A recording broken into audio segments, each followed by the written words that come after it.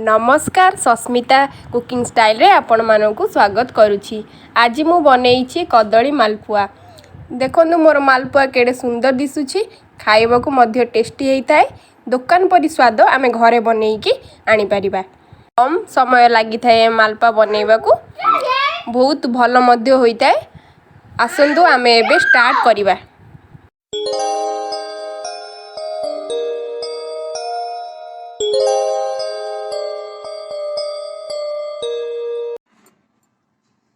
मालपा बनैयाकु नेइछि गोटे कप मैदा,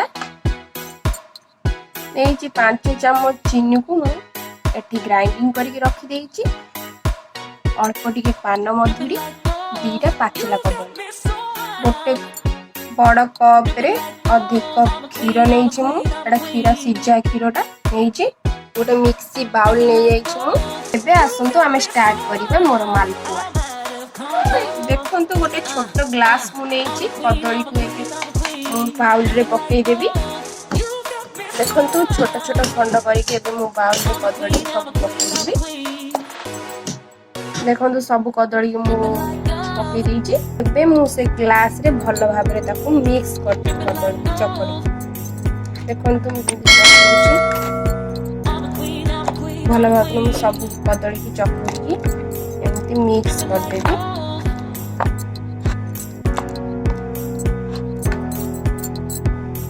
देखंतु केते भलो भाबरे मु मिक्स कर देली, पूरा पेस्ट बनि गला मोर कदली। एबे मु रखी दिबा मैदा को पकई देबी। गोटे चम्मच सहाय्य रे मु भलो भाबरे मिक्स कर देबी मैदा और कदली। देखंतु मु भलो भाबरे मिक्स कर दोउची। देखंतु भलो भाबरे टिके मिक्स कर देली। तापरे मु रखी दिबा क्षीर को पकई देबी। देखंतु भलो भाबरे मु एबे ताकू सब भलो भाबरे गोळई देबी, मिक्स कर देबी भलो भाबरे। देखंतु एबे रखी दिबा मु पान मधुरी को सेथिरे पकई देबी। आ चीनी को रखी दिबा, पेस्ट करके चीनी को पकई देबी।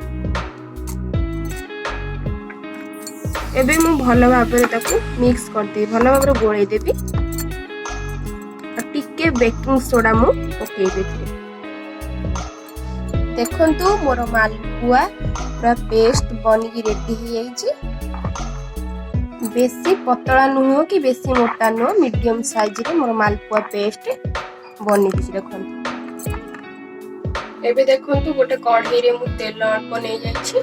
तेल गरम हो गेले देखंतु मो मालपुआ एबे मु पेस्ट रे अल्प लूण ऐड कली पेस्ट पड़े पाई। तापरे मु भलो भाबरे गोळई देबी। तेल देखंतु ताती गलानी। एबे मालपुआ पेस्ट को जीरो को मधुरे गैस को लो मीडियम फ्लेम रे रखिछि। धीरे धीरे करके मो मालपुआ को लौटै देबी। देखंतु मोर मालपुआ बहुत बढ़िया कलर हेछि, मु तो लौटै देछि। देखंतु मोर मालपुआ केडे सुंदर फुली की बनि जाइछि। एबे मु ताको प्लेट को काढी देबी। देखंतु मु एबे प्लेट को काढी देबी। प्लेट रे गोटे टिश्यू पेपर रखिछि, कारण ये जो एक्स्ट्रा ऑयल थिबो टिश्यू पेपर टाणी नबो। एई भଳି करी मु सब मालपुआ को एमती छाणी कर देबी। मधुरे पूरा एमती कर देबी। देखंतु मो मालपुआ केडे सुंदर फुलुछि। मो वीडियो देखिथिबारु आपण माननकु बहुत बहुत धन्यवाद। मो मालपुआ केमिति बनिछि कमेंट रे कहंतु। गोटे लाइक जरूर करो।